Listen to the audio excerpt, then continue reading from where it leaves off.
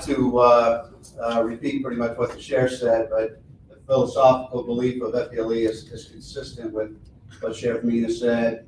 I know what Sheriff Lima does in Seminole County. What I'm excited about is that I've had the opportunity to take a position down at the Osceola County Investigative Bureau, which is an entity very similar to MBI, but working in the Osceola County area.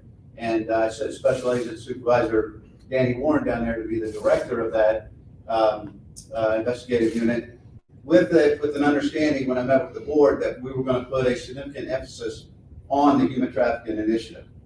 My former life, I was with Orange County Sheriff's Office, and then worked in Kissimmee for a while as the chief.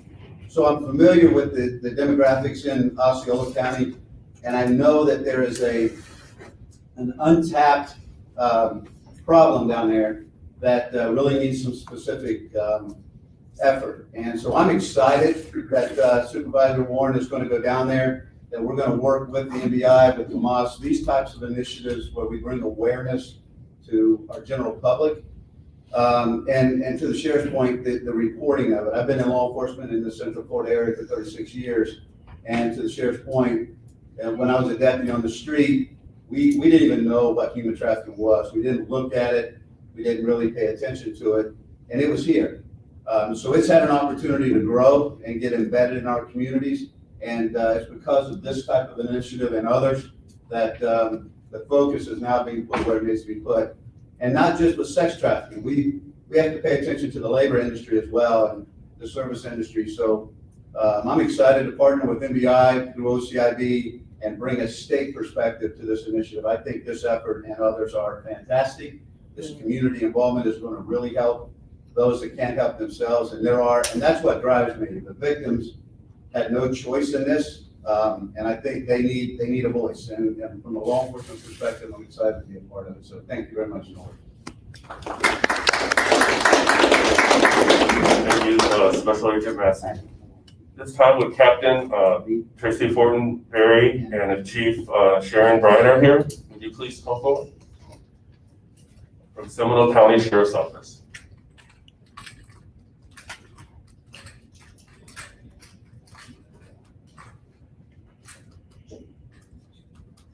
Good afternoon. I'm Tracy Fortenberry with the Seminole County Sheriff's Office. One of my responsibilities is to supervise our human trafficking task force with our investigator, Maurice Edwards. Excuse me. In my 30-year career in the Sheriff's Office, once again, like everybody else said, we used to treat these individuals as prostitutes. After I was educated by Maurice Edwards and learned a little bit more about human trafficking, we decided to change our ways of how we do things at the Sheriff's Office. And we do have a great working relationship with Tomas and all the other surrounding agencies.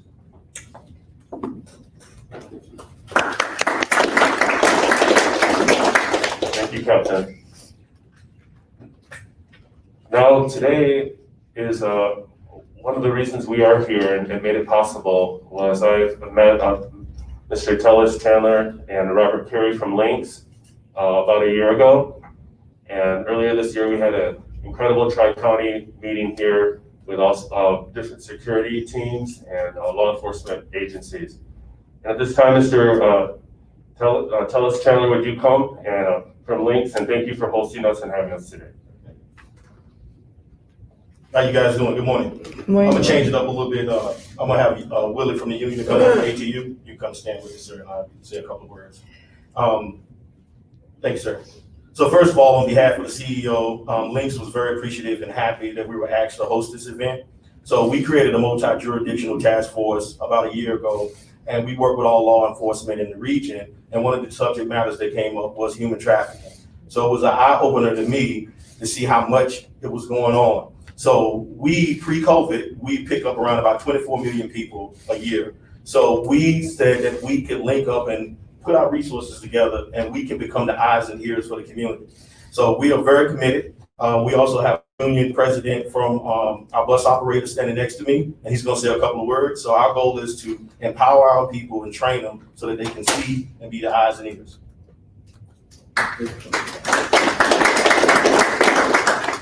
Good morning, everyone. I'm Willie Delgado. I'm the president of ATU Local 1596. Well, I'll make it short. Our drivers are out there. We cover a lot of ground, hundreds of drivers on buses. With the help of safety department, they'll let us know targeted areas, and if you see something, say something. Be vigilant. Write our reports if you see anything that would lead you to human trafficking. And with their training, I think we'll cover a lot of grounds and help all the agencies that are involved. Thank you, everyone, and have a great day. Thank you.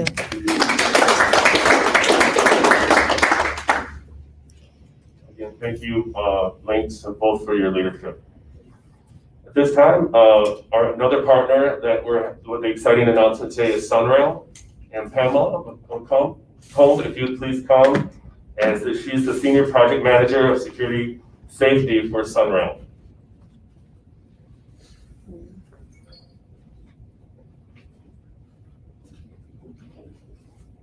Well, thank you, Tomas. Good morning, everyone. Good morning. As Tomas said, I am the Manager of Security for SunRail. And a year ago, I had the opportunity to hear one of Tomas's presentations about human trafficking. And I have to say it was one of the most compelling presentations I have heard. And it was so thought-provoking that I felt that we had to do more at SunRail. And it was very important to train crews on the signs and symptoms of human trafficking. And so as a result, I want to thank LYNX and Tomas for partnering. And I know that with this coalition, we'll be able to do great things. So thank you for your assistance in offering the coalition.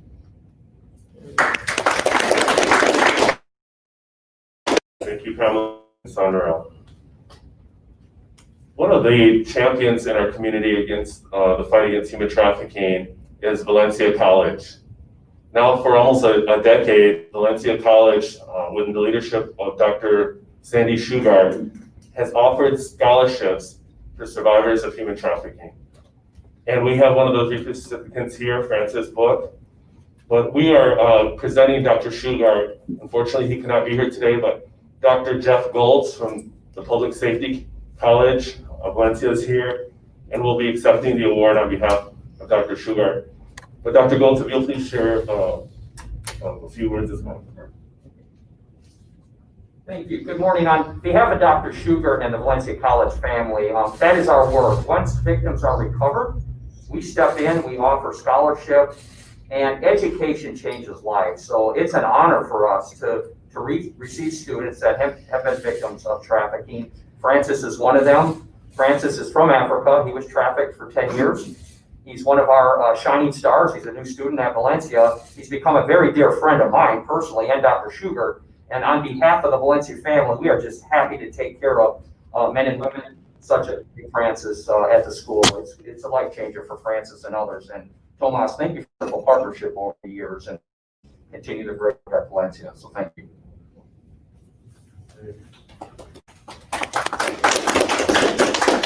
So on behalf of our Tri-County and United Abolitionists, we're presenting Dr. Sandy Shugart the William Wilberforce Award.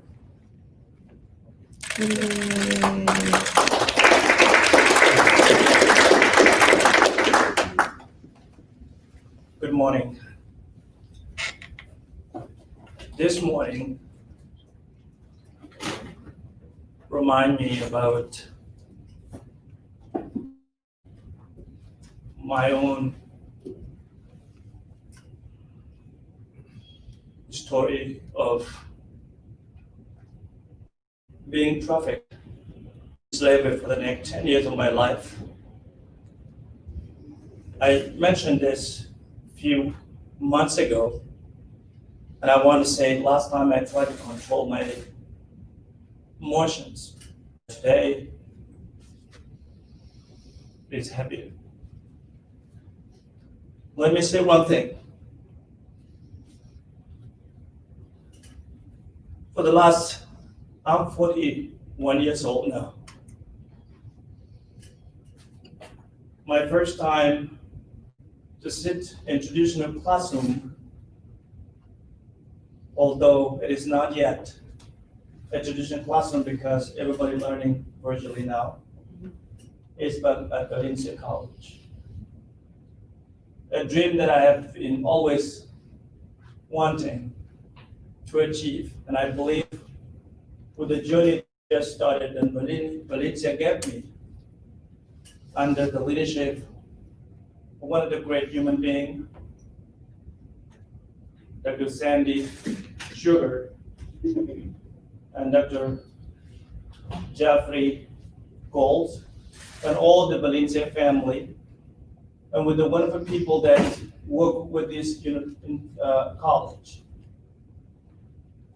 Thomas, I have known him over the last, I don't know, since 2003 that I met you at UCF on the event. Wherever I come to speak about my experiences, he always there talking about human trafficking. I want to share my experience, and I want to share because your emphasis is more about sex trafficking. If you can remember last event, I mentioned the two girls that I felt guilty until today. I did not call the police or anybody to help them, but I know they are somewhere in Emirates today as a victim of sex slavery. They were my sisters. They were from Nigeria. 20 and 22 years old. They took a long flight to United Emirates, and I was connected from South Sudan to United States in November 26, 2016. I was standing in the line to buy something to eat, and they were standing behind me. As their time come to purchase what they were wanting to buy, they could not afford it. And they were looking at each other and talking in their native language. I felt embarrassed. I came back and I said, "Can I pay for you?" And they said yes. Afterward, I asked them where they're from, where they're connecting to. They said they landed yesterday at 4 a.m. They were talking the next day. This was about 4 p.m. And they came 4 a.m. and they spent the entire day at the airport. And the boss went to work and he would pick them up and put them in the boat or whatever and just go and have fun with them. And they said they were only having $20, but they spent it. And they are ready to go to work in a few hours when the boss comes. What job they are going to do? You already know. So why am I emotional? Because I have also witnessed many young girls and women when we were kidnapped in my village.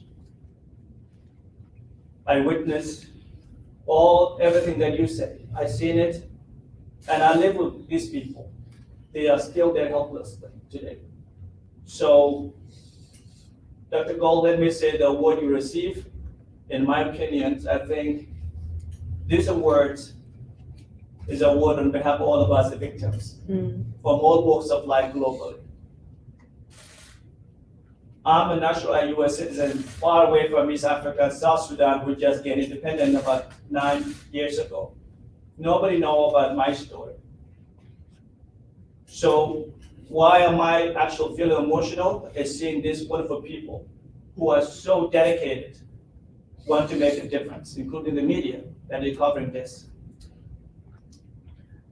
When Sheriff talking about signs, when you see the signs, when you feel the signs, I always see that, even here in this country, but I always don't want to talk about it. Now that I'm involved, I will make sure that I reveal something that I know, including for my own community. They are available, but nobody want to talk about it. They're very painful and shameful sometimes. Because I used to be told, why are you talking about your slavery and you're not longer a child? Forget about this. This is shame. Don't talk about it. So there are people sitting there and they say it is shame not to talk about it. So I hope that with your commissions, the law enforcement agents in particular, and organizations like United Abolitionists, we will make sure that the victims are rescued, and not only rescued and sent nowhere, because some of them do not have family or family are far away. They need help. So family or Valencia, or family are United Abolitionists, or family are all of you. My dear sister, let me say hello. Continue to fight. Amy is a great example. Thank you for your example, for taking courage to speak on behalf of our sisters. Because Nicole, the girl who led me to the marketplace, she's still there. 16 years old. Who my mother asked to go and lead us to the marketplace. She's still adopted up today. And I'm sure she has more than 10 babies of people she doesn't even know their names. Thank you very much.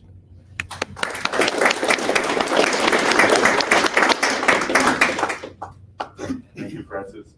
Our last two speakers today, one is going to be a survivor leader, Amy Smith, who was trafficked here in Central Florida. But also I want to bring the Reverend Mary Dowling from the Hope Community Center. We're also announcing our partnership today, that we're going to be working closely with the Hope Community Center in Osceola County. I know Mary's been on the front lines for many years, and would you please come say a few words? And we're going to start helping identify what's going on in our community. Thank you, Reverend.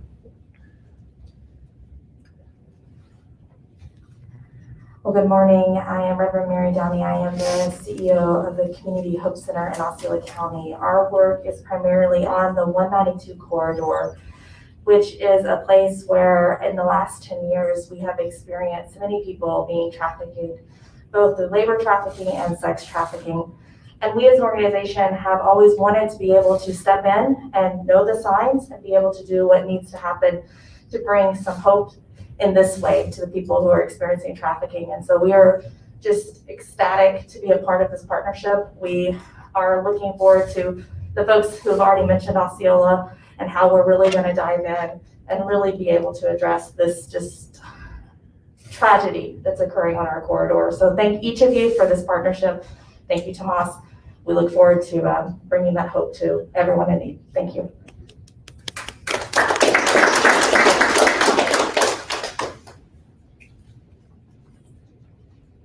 This time, I'm going to ask Amy if you'll come and just say a few words.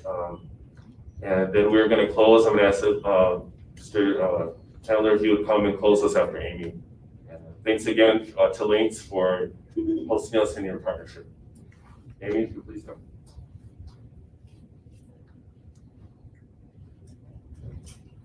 Thank you so much, everyone, for being here today. I would just really like to emphasize how crucial an alliance like this is for survivors, victims like myself and others, because without collaboration, really nothing is possible. Personally, myself, I recognize this as something that is just incredible, and I'm so grateful and so happy to see it happening. It's so uplifting and inspiring. I know for my situation, after years of trafficking, it was really only finally possible for me to be identified through collaboration like this. And I think some things to be recognized are the various different ways a victim could be identified, including crossing over counties to try multiple times of escaping and situations they might be in because of that. And so I think that having been a victim in those situations throughout Orlando counties, throughout counties in the Tampa Bay area, and throughout mainly in Tampa and Orlando area. So just something like this just brings me so much hope. I'm so blessed to be a part of it, and I'm so happy to see all of you here who are going to be a part of it and working together. It really is absolutely key to have collaboration involved and just focus on what's really important and involving everybody, bringing everybody together for the lives of survivors and understanding it from that perspective. And so I'm so appreciative to all of you who are a part of this, for initiating this and for working together and just to keep that going. So thank you so much for being here and for continuing to make it happen. Thank you. Mr. Taylor, for the media, myself, Francis, Book, and Amy Smith are available for interviews, and so are members of the Tri-County Alliance that I introduced earlier.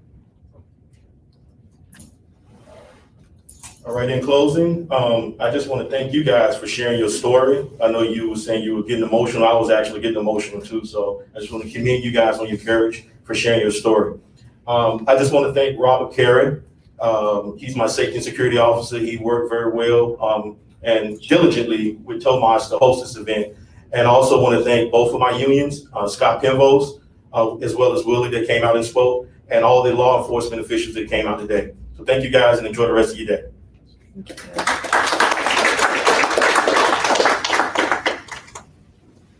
Thank you everyone for being here. Thank you for the media for your continuous support. And we will be in communication.